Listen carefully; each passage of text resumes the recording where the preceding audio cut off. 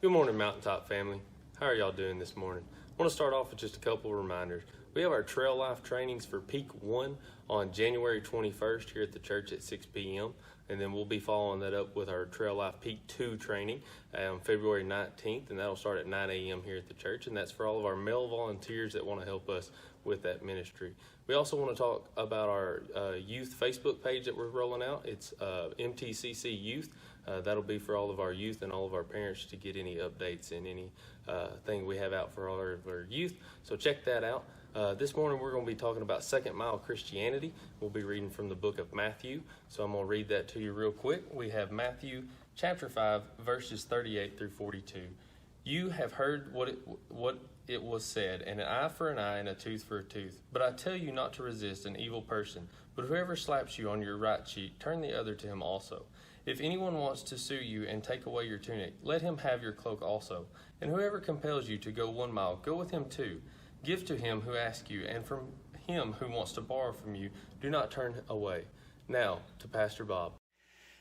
Blessed are the poor in spirit, for theirs is the kingdom of heaven. Blessed are they who mourn, for they shall be comforted. Blessed are the meek, for they shall inherit the earth. Blessed are those who hunger and thirst after righteousness, for they shall be filled. Blessed are the merciful, for they shall obtain mercy. And blessed are those who are pure in heart, for they shall see God. Blessed are those who are peacemakers, for they shall be called the sons and daughters of God. Blessed are those who are persecuted for my sake, and blessed are you when you are reviled and persecuted for my sake. And every evil thought that is said against you, for happy rejoice exceedingly, for great is your reward in heaven. This is the first public address of Jesus, and we close it today with second mile Christianity. And you heard the word being read there that if someone compels you to go 1 mile, go 2. That's where we come with that idea, the concept of doing more than you're asked. So this morning as we get together, my first question is, do you all have plenty of room? I mean, is everybody all right? Kind of span out and look a little bit bigger if you could for me. I thank the Lord for winter days. I really do, because it always makes us think about when we don't have the winter days, and we're past all of this. But these are difficult times, with all the COVID and then with the winter days as well. So much sickness going on. Let's get right to it, shall we? Matthew chapter 5. A man long before the medicine came out for rabies was bitten by a dog. The doctor told him after everything he could do, he said, listen, we'll make you comfortable, but I would get my affairs in order. This is back in the 1800s. And the man asked for a pad and pen, and he was writing. The doctor came back an hour later, and he was still writing. And he said, well, I'm glad you're getting your last will and your last thoughts. He said, no, I'm writing a list of everybody I want to bite before I die. Eye for an eye, tooth for a tooth. Deuteronomy 24 talks about that. But Leviticus 24, 19 through 21 talks about, listen, if there's a fracture to a fracture, that's the... And you see, what was the law for? And we talked about that last week in marriage and remarriage, marriage, divorce, remarriage, from the book of Deuteronomy chapter 21. Why were all these laws given? Laws were given so that there would be a stopping point to your vengeance. Vengeance is mine, saith the Lord. But every one of us, and I love the song this morning that J.D. was singing about the old man is dead. We cannot be saved with the man that remains alive. We have to take on the nature of God. We are dead in our trespasses and our sins. Not sick, we're dead. And because of that, when the new nature comes within us, we still have an old nature, but it has to be surrendered to God every day. That's why Paul said, I die daily, Romans. I die daily, every day. Get up. And so whether your day is going to be faced, many of you coming through surgery, Rick has surgery tomorrow on a wrist and hand. Jan has a rotator cuff surgery, biceps. She's going to be down for a while.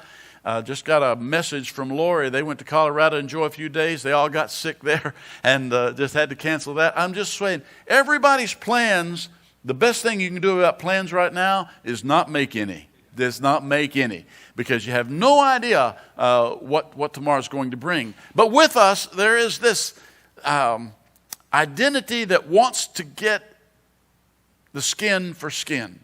We want to get that repayment. Someone owes you something. If you want someone to vanish from your life, loan them some money.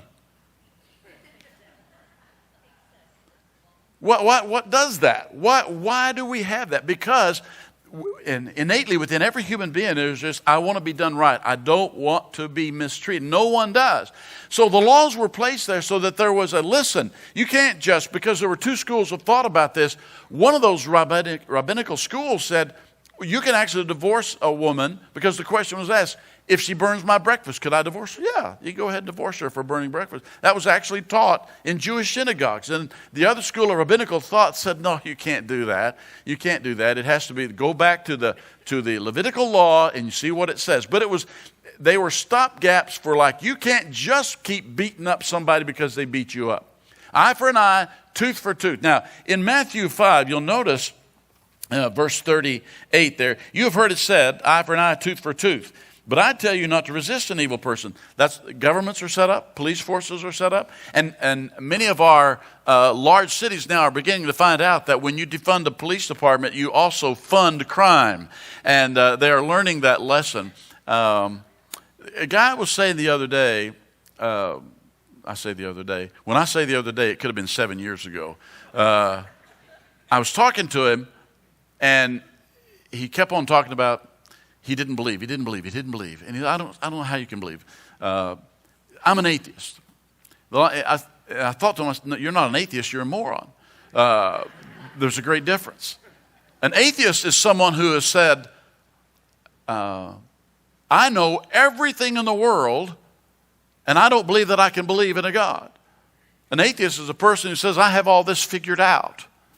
And we know that's why it's moronic in its first place. But he went on and talking about someone who was an atheist that you can't count on anything, you can't count on the word. You have to look at everything and determine if it's truth in your own being. And it's a ridiculous way to live. And this is a ridiculous way to live.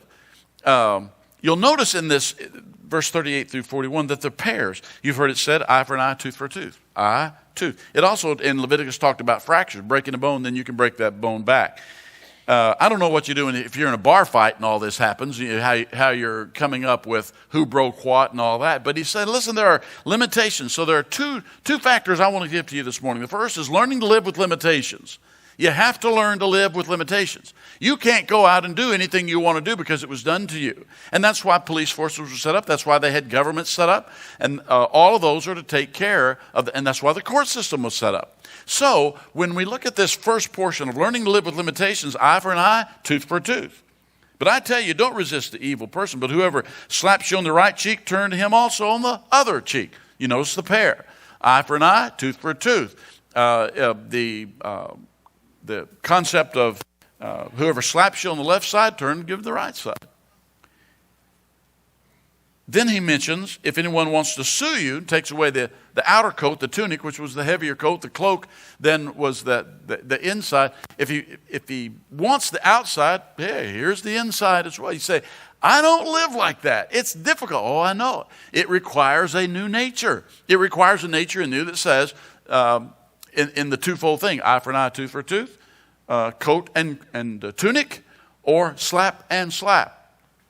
J. Harold Smith used to say about, I'm glad the Lord put that in there because he doesn't say what to do after that second slap. So I guess we're on our own. I guess that's where the Donnybrook starts. But they're in pairs. Now, none of us can live this way without a new nature. You say, well, why would I even want to? And learning to live with limitations is what Jesus is saying in this first public address about blessed are the poor in spirit, because you cannot live this life on your own. You cannot do that. You can't be willing to say, well, you're angry and you slap me on the left side, I'll show you my right side. Or you want my outer coat and then I'll give you my inner coat. It's just not our nature to do that. And it requires a new nature. So we have to learn to live with the limitations of humanity, which are, all of you have a boiling point, amen? And some of you have a boiling point that is not 230 degrees. I mean, it's about 140 and you're boiling. And some of you can take all kinds of stuff before you explode. Some people implode and some people explode. Frank Minerath, who was, I think, maybe the finest Christian psychologist and psychiatrist that I ever read about, said that he feels that most of the diseases in this country today and most of the deaths in the country today are due from anger that has been suppressed and never dealt with, unresolved conflicts, because that includes blood pressure. Anybody take your blood pressure this morning? On a good day, it's hard to maintain good blood pressure, is it not? On a good day. So when things happen to you, if you're an imploder, blood pressure goes up. If you're an exploder, somebody else's blood pressure is going up. We implode or explode. And so learning to live with this limitation that I am a frail human being. I get angry, I get sad. Depression is the untalked about nominally of Christianity today. We don't talk about what happens when we become depressed, whether it's environmentally or whether it's a spiritual problem or emotional problem, physical problem that causes us sometimes just to look at the whole world and say, what's the point? What use is it? Nothing ever is going to be better. And that's why meeting in church, and I was talking with a young pastor a couple weeks ago at a graveside funeral, and I said to him as he asked a question, how do you keep your folks excited and up about church when all the sickness, the COVID, the deaths, and all that? And I said, well, see, that is not our job. That's what entertainers do, to try to make everybody feel better about the situation. A Christian church that meets on Sunday are not trying to convince you that this world is not important and that it's never going to bother you. We all know better than that. We're bothered all the time. We're bothered when we watch a newscast. We're bothered when we see things that are wrong. We're bothered about people that are mistreated and mishandled and misjudged and all of that stuff. So to come into church and say, let's lay that all aside and everybody smile like this. And let's just do this for an hour. That's not what church is for. Church is for us to understand that the reality of life happens, and it's a reminder to every one of us that we are frail human beings and that we fall and that we fail. And inside of that failure, we can't be poor in spirit without that spirit being in us. We can't be meek without his spirit being in us that makes us be under self-control. So learning to live with limitation, he said, listen, guy comes up and he slaps you, turn the other cheek. Now I can see Peter while Jesus is talking this. I can see him whispering over to John, listen, I can't do this. That's Peter. James and John were called the sons of thunder. Do you remember when one guy walked up to Jesus and talked a little rough to him? You know what? James looked over at Jesus and said, let's just call down thunder on him. He knew Jesus could do that. Learning to live with limitations. If you popped off every time the valve was ready, and that pop-off comes off, and you reveal this old man that's supposed to be dead all the time, it's not that church is not getting into you, it's the Spirit of God that's not ruling and reigning in your life.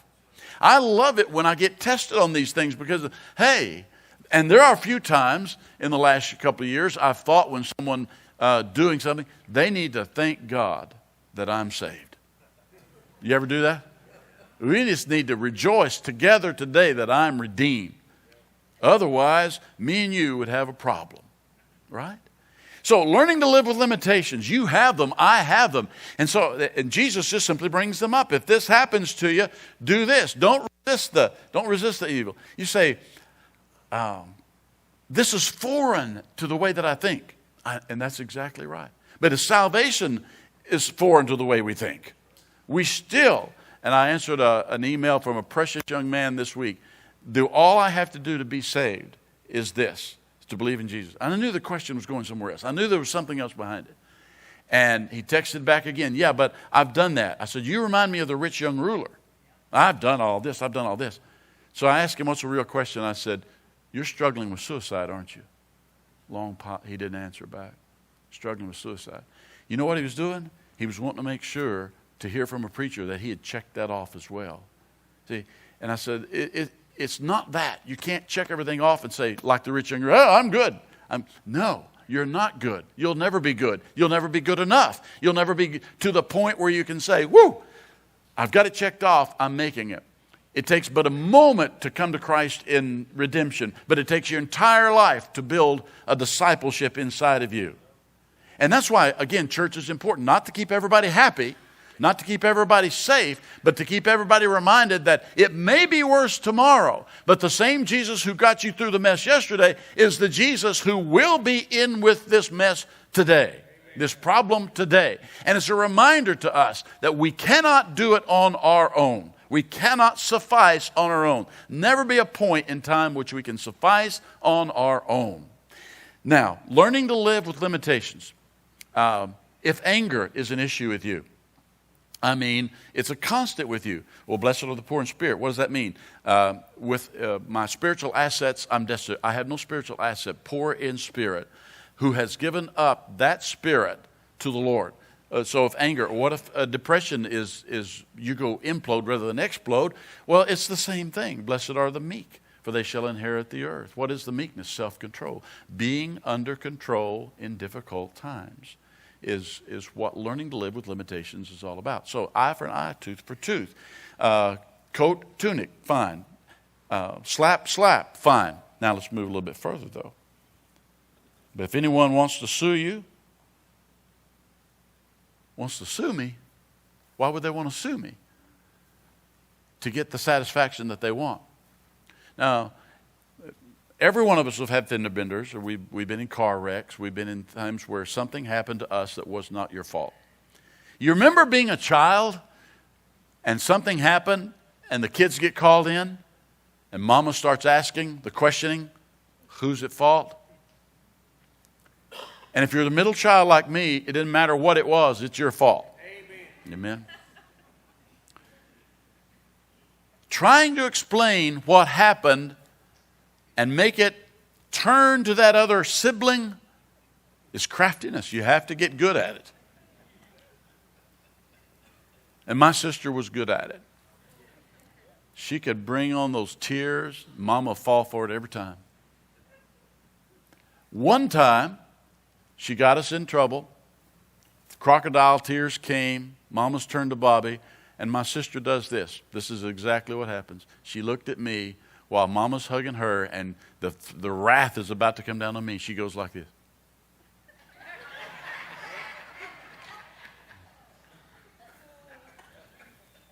She knew how to do it. There are people who know how to do it, don't they? I mean, they can turn it on and make it sound like anything, can explain away anything in the world.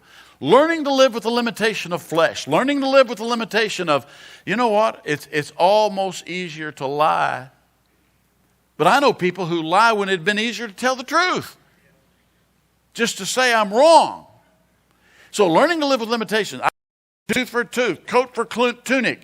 Go to court. I'm going to sue you. He says about this lawsuit thing. So if anyone wants to sue you and take away your tunic, let him have the cloak also. That's foreign, is it not? It's just hard, is it not? But it's a Jesus principle. And here's how he brings it all together. Not just learning to live with these limitations, but now learning to live second mile Christianity. And so this morning, we want to take the message home with, here we all are. Here's where we are, 1 mile Christianity. This is where we start. This is the basic stuff.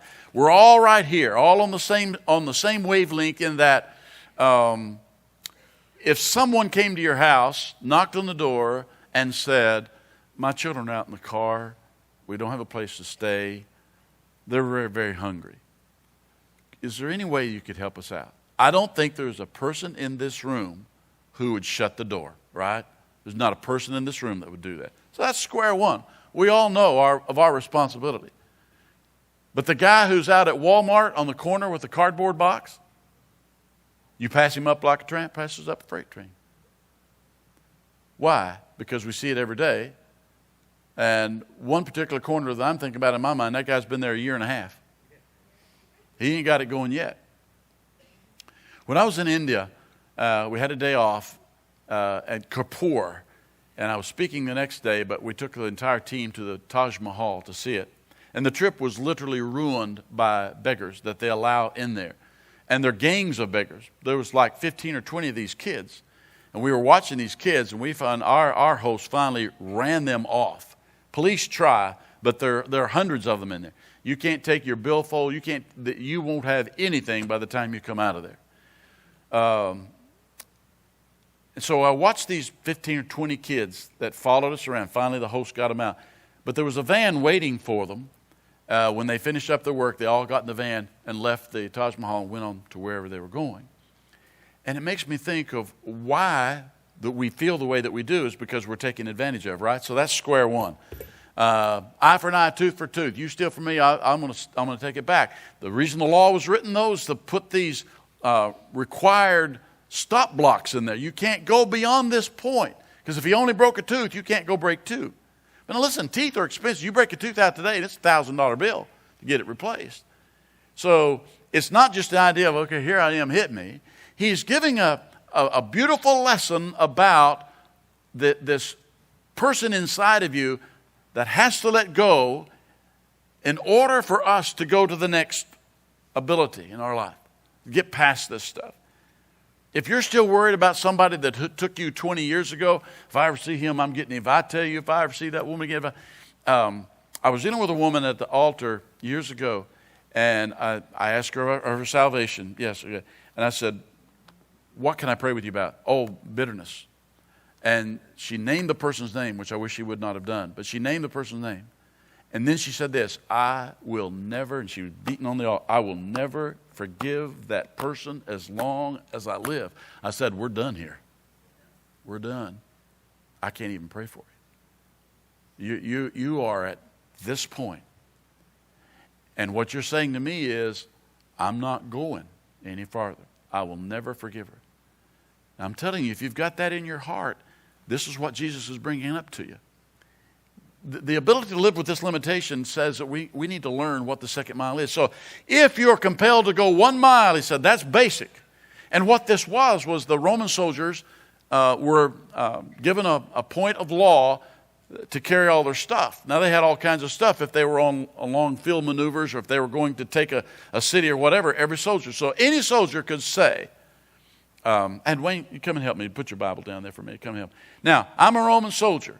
I can say, I want you to carry my pack 1 mile. A Roman mile was different than our mile. 5,280 feet. Theirs was 4,000 feet. They took longer steps than we did. So I compel you to take that 1 mile, which is right there, okay?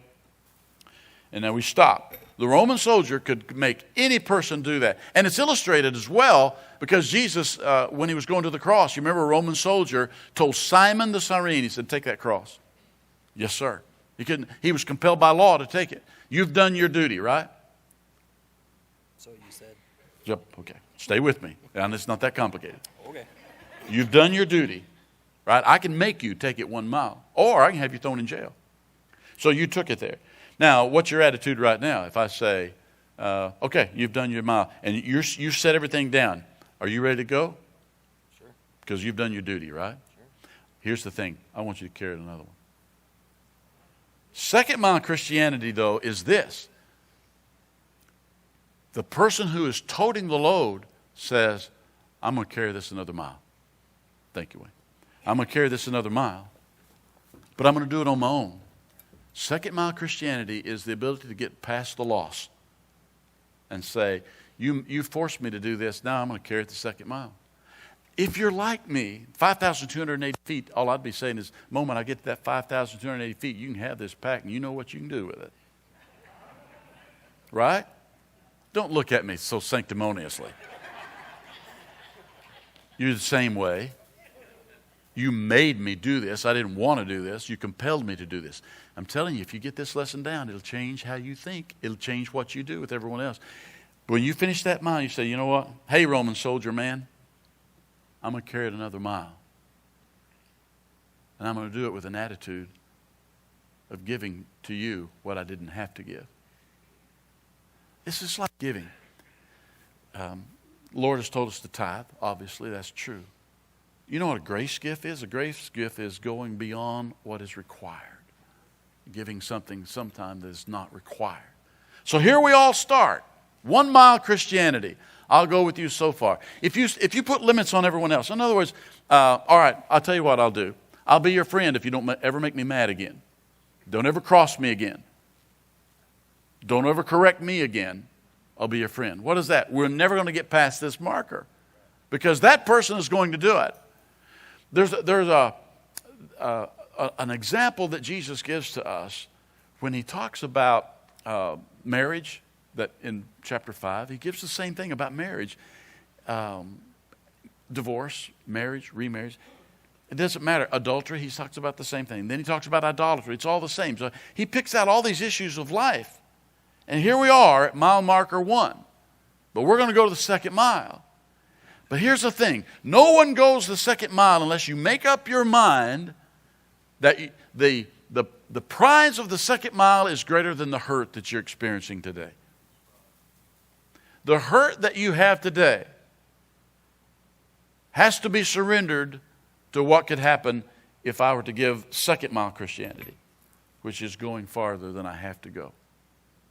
What makes a servant heart? I texted someone in this church yesterday. I said, you have such a servant's heart. What does that mean? What does that mean? It means it's someone who is, when you ask, listen, could you do this?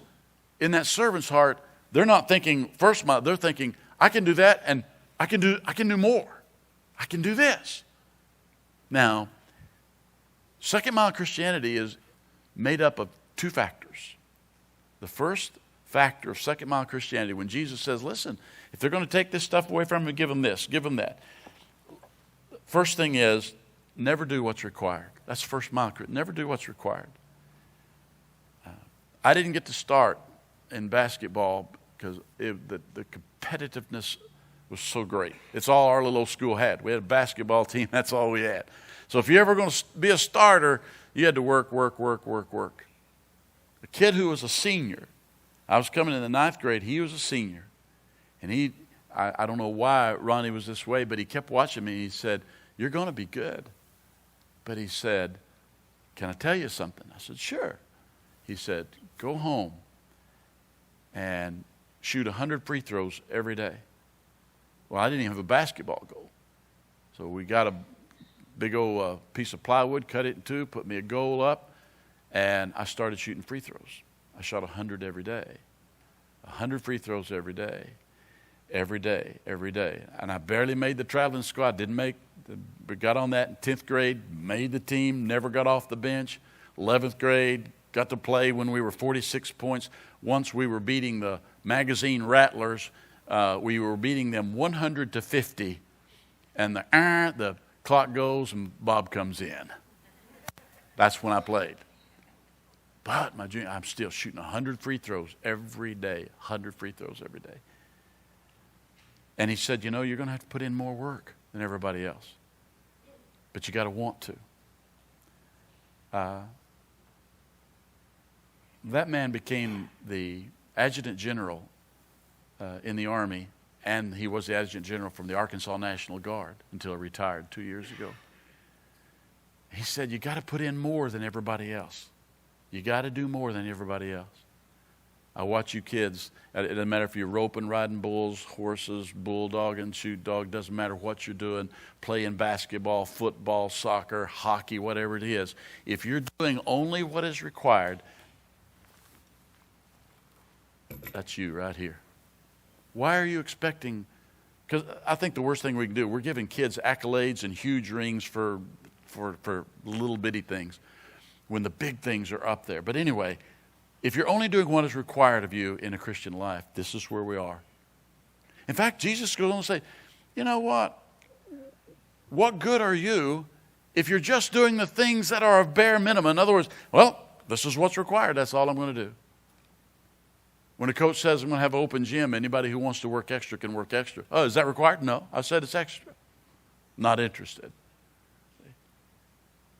Christian life is the very same thing. You say the Bible is boring. The Bible is not relevant to me. I'm telling you, if you cannot find a way that the Word becomes life to you, I don't know, you can try it in devotions, you can do everything in the world. Somehow this Word has to get from here to here. And it won't do it laying on the coffee table. It won't do it laying on the pickup dash. It has to become a part of why I get from here to right there. How am I going to get there when I don't really want to? How am I going to get there when I'm mad all the time? How am I going to get there when I'm depressed all the time? How am I going to get second mile when I can barely keep afloat now? And that's why taking this step to second mile Christianity says, you know what? I'm no longer going to live under what I'm required to do. Give me a little bit more. Give me a little bit more. When I ask someone, how are you doing? You say you're tired. That's pretty much the normal for all of us. We're all tired, right? But God uses busy people. God uses people who say, well, yeah, I can take one more step. I can do one more thing. I can be one more thing. But for the person who says, I don't have time to read the Word. Now, folks, you're lying to yourself. I don't have time. Yes, you do. You have time to do everything in the world you want to do. But the Word has to become a part. I can't get there on my own. Why? Because the old man is dead. It doesn't want to go anywhere else. This morning, when I woke up at 5 a.m., and I said to myself, I can lay here a little while longer. The other, because there's one side of me that would like to do that. But the other side says, no, this is when you get up. This is when you get in the Word. How can a church expect to hear something from me if I would rather lay in bed doing only what is required of me rather than, wait a minute, let me get in the Word ahead so that I can take that next step. I can do more. I can be more. I can accept more if I can obey this law. Law number 1, don't do what is required. Always do more. Always do more. So where's that in the Bible? Jesus said in Matthew chapter 5, verse 43, you've heard it said, love your enemies. Hate your enemies and love your neighbor. But I say to you, love your enemies. Bless those who curse you. Do good to those who hate you. I can't do that stuff. No, you can't. Not unless you're poor in spirit. Not unless you're meek. Not unless you're hungry and thirsting for righteousness. Because I'm going to tell you, you can get in this Word as much as you want and get out of it as much as you want. But you'll never do it with a 60-second reading 2 verses today, and I'll get back to it tomorrow. The number 1 devotional book in Christianity today is called 60 Seconds with God. And that's it. We're down to 60 seconds now. Do you remember in the old days when we had what was called quiet time? Anybody remember that in Christianity? Anybody ever remember family devotions? Anybody remember any of those things? Why are they not part of the things that make us get from here to there? Because we don't have time. And so we keep dumbing down everything so that we don't have to feel bad about not taking this step, and we can live here and everybody feels good about it. So back to basketball. I decided I'm going to work harder than everybody else. I decided, and Ronnie told me another thing, if you can learn to dribble both hands. That's back before we had kids today are going to school for 3, 4, and 5-year-olds about school, but we didn't have it then. We were all hauling hay. Our weight program in the summer was hauling hay. So here we are. You want to play? I want to play. You want to play bad enough? I want to play bad. Will you not do what is required, but you'll do the next thing? One thing more. Okay. So Jesus goes on to say, what if you greet your brethren only? And what do more than others? Don't even the tax collectors do that? Therefore, you shall be perfect just as your Father in heaven. So I only talk to my friends. I only do what's required. Jesus said, listen, the world does that. And I want to tell you about this concept then of not doing what is required. If you're redeemed, you're going to heaven. Your family's going to heaven. What about this whole town that needs to hear the gospel? What about our excitement about those who are coming to Christ and learning and growing up inside of the Word? And so we'll never get to there when we're thinking this is good enough. So the Christian life, and Paul said, those things which were gain to me, I count a loss for Christ. Yea, doubtless, and I count all things, Philippians, but loss for the excellency of the knowledge of Christ Jesus my Lord, that I may know Him. Knowing Jesus Christ in a greater and deeper way. And we learn that through our pain. We learn that through the pressures that we're under. We learn this next step not by how good we're doing or what school you went to, what seminary classes you've got. We do that by saying, I don't want to stay at what's required. I want to go to what is second mile Christianity. And you'll never get there on your own. And you'll never get there with the attitude that, look, I'm doing what everybody else is doing.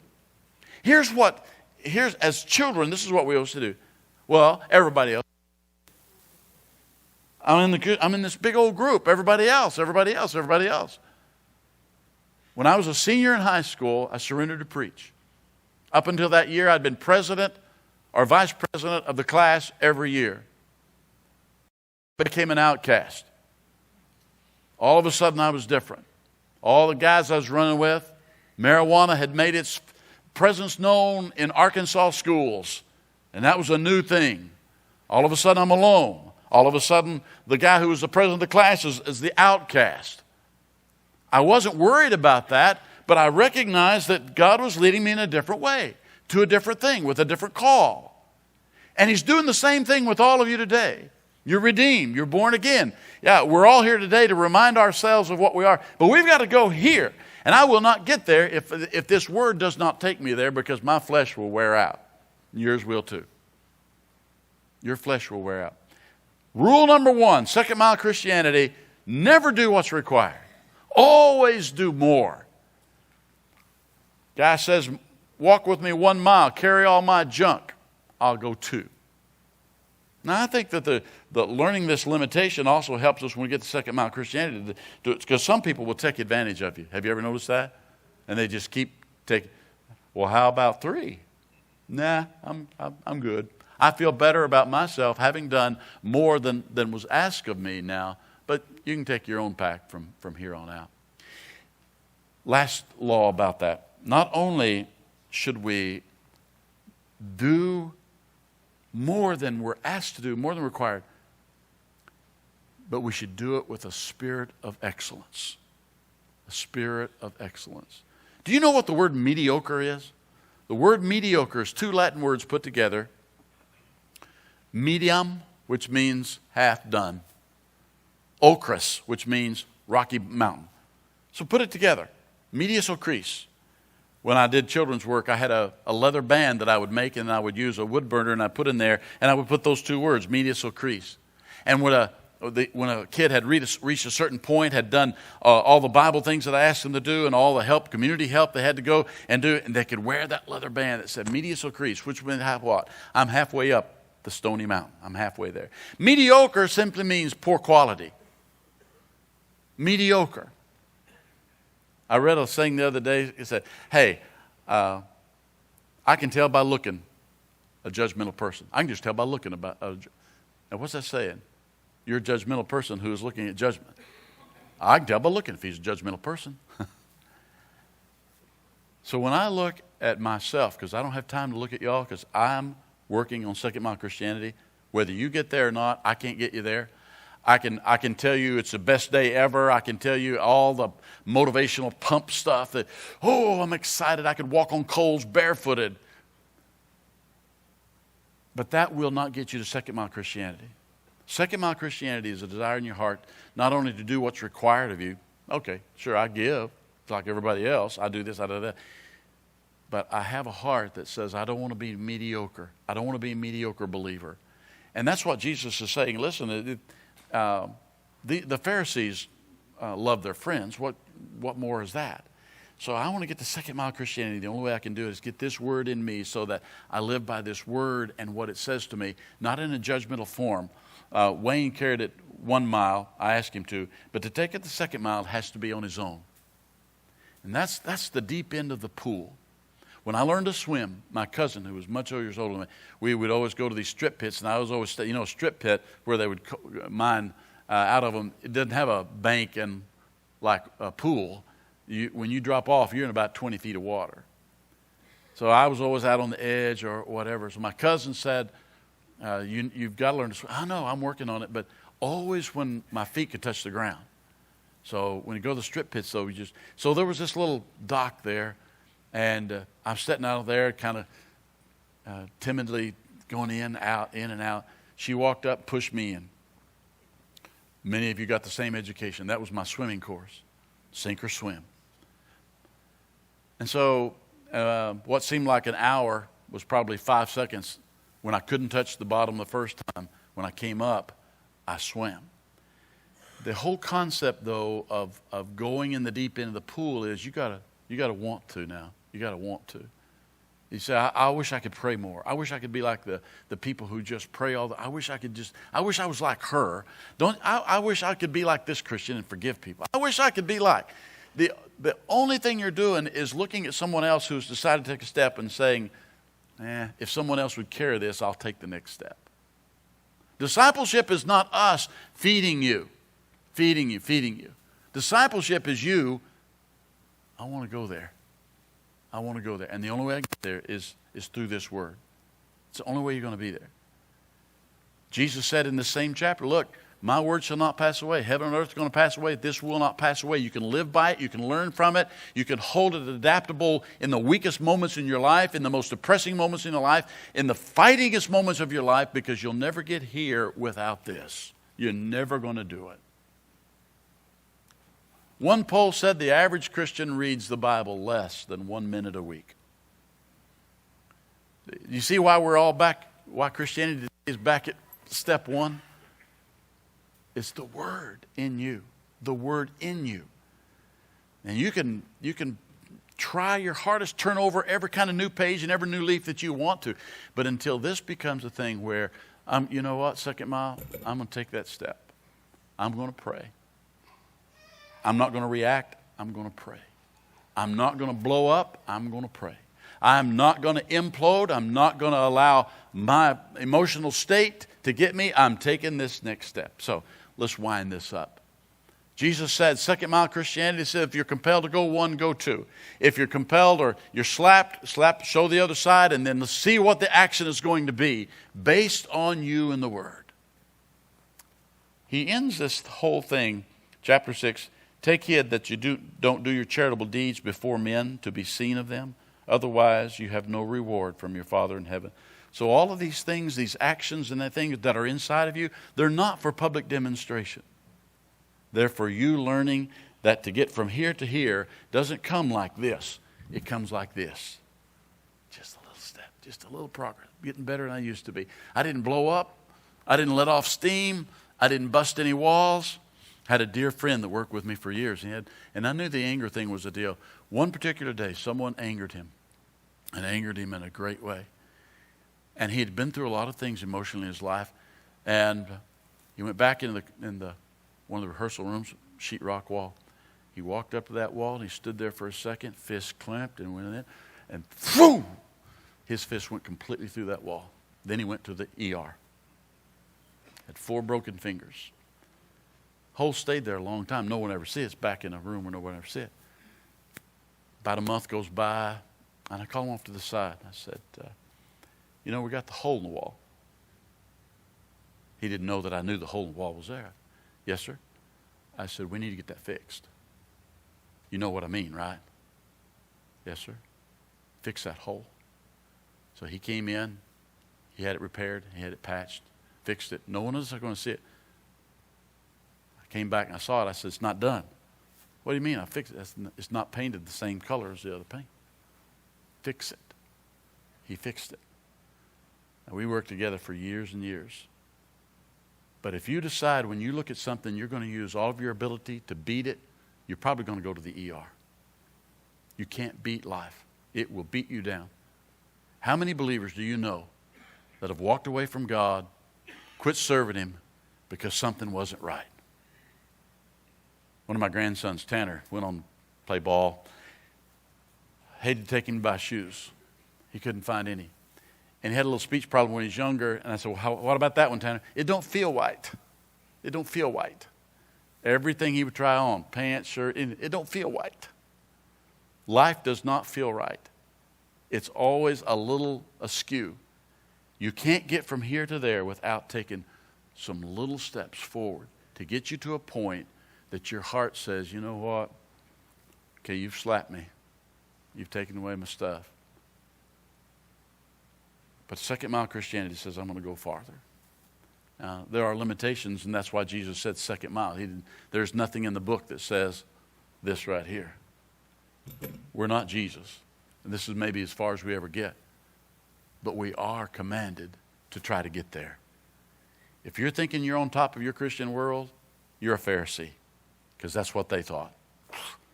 You poor peons, I wish.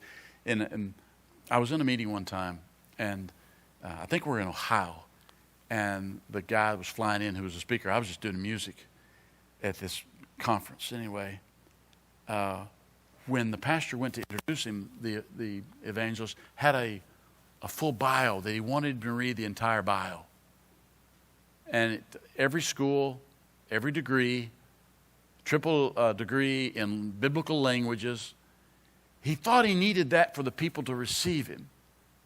But you see, it's not you receiving me, it's you receiving the word that's important. It doesn't matter what degree you have or no degree. What matters is there a willingness in your heart? So if I try to tell you how smart I am by where I've been or what my life experience is, that's all you get. But if I'm telling you we're here and we're going to get there, and the only way to do it is to put God's word down so that this is the goal. This is the achievement. How much I stay in God's word. How much God's word means to me in my life. And am I going to live this principle or not live this principle? That's second mile Christianity. Now, you ready to go there? You ready to go there? You ready to say, you know what? I'm not doing as good as I can as a believer. I need to take a step. You may not make it there, but you can make it here. That's progress. Being a Christian is not living a perfect life. Being a Christian is living a forgiven life, making progress. He does not award perfection. He awards progress in our life. That I may know him was Paul's goal. And the only way I'm going to know him is to respond and to react so that I'm growing. And again, I don't know what you're going through, but I'm going to tell you, all of you are going to be going through something that's going to test this. It's going to test your mettle. And the only way you can make some progress is I'm moving forward. I've been slapped, and they took out my coat. I'm missing a tooth, but I'm making progress. I'm going on. Are you ready for that? Second mile Christianity means I got to want to. Let's stand together.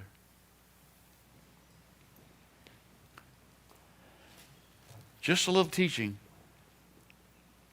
that there's more to being poor in spirit.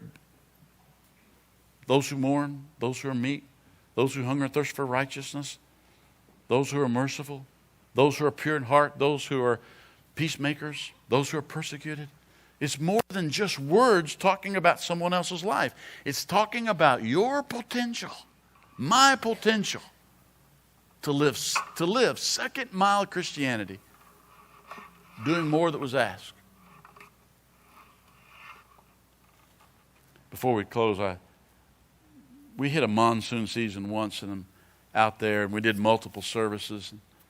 I don't know why this particular day is just a monsoon. I grabbed an umbrella. We had these big umbrellas, and we would go outside in parking lots and help ladies and older folks in, because you know when you're trying to get out of a car and it's pouring down rain, you're trying to get that's the worst moment. So you give them a cover and coming in. I just found myself doing it. Had on my blue Navy suit and Johnston Murphy shoes. They were soaked to the bone. I just kept doing it. I wasn't doing it to show other people that, look at me, I'm doing more than required. I did it because I love doing it. And all of a sudden, there was this man. I called him Big Mike. He's got an umbrella, and he's doing the same thing. All the way out on the park. He said, well, we got a portico here. They can drive under there. We'll open the door, and they can. But that's just onesies and twosies. There's going to be 750 people trying to come in there. So I noticed Big Mike taking that umbrella out. The next rain that we had, big monsoon, Big Mike went to the store and bought 5 big old umbrellas. And he got 4 other guys to go with him. And I'm heading out that way and said, preacher, you stay under that porch. You're not going today. I buried Big Mike died of COVID this past year. Younger than me. Stronger than me. But I watched that man go to second mile Christianity just because I'm holding an umbrella in the rain. You see what I'm saying? It's not some big gift you got to put in the cowboy bucket back there. It's a small thing. Take you to the next step. Now, what's it going to be for you? What small step can you take tomorrow that says, you know what, I'm moving toward that second mile? Because that's what I'm asking you now. What's the one step you could take? Our heads are bowed, our eyes are closed. What's one thing I can do to get me to second mile Christianity tomorrow? How could I show a kindness? What gift could I give to a neighbor? Listen, As I told that young pastor under a funeral tarp the other day, this is the most opportune time for believers. Most opportune time. Why? Because the whole world is depressed. The whole world is sad. The whole world is angry right now. Is this not our time to move a little bit closer to those in the world and remind them of God's love? Remind them of how you too, dead in your trespasses and sin, used to feel the same way? Not to judge them, but to go out and help. Now, what can you do tomorrow? What's the one thing you can do tomorrow? Are you thinking? I'm not going to let you go emotionally here for a moment until you've got that in your mind. You know what? I can make this step. I can show kindness. I can open my wallet. I can build something. I can use my voice as an encourager to those who are weak, to those depressed, to those sick, to those angry. I can do one thing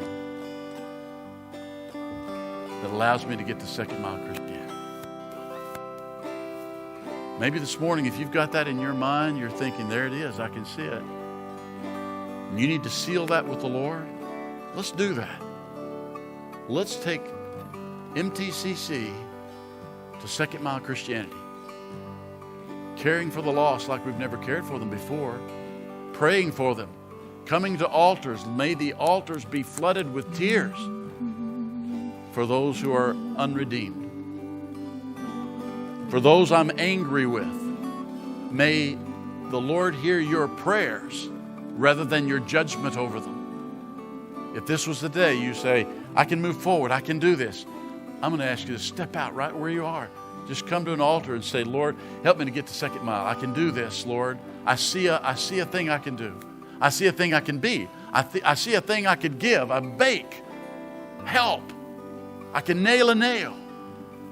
I can put an arm around another. I can do it. This is the day you need to do that. You come this morning. Just present that to the Lord.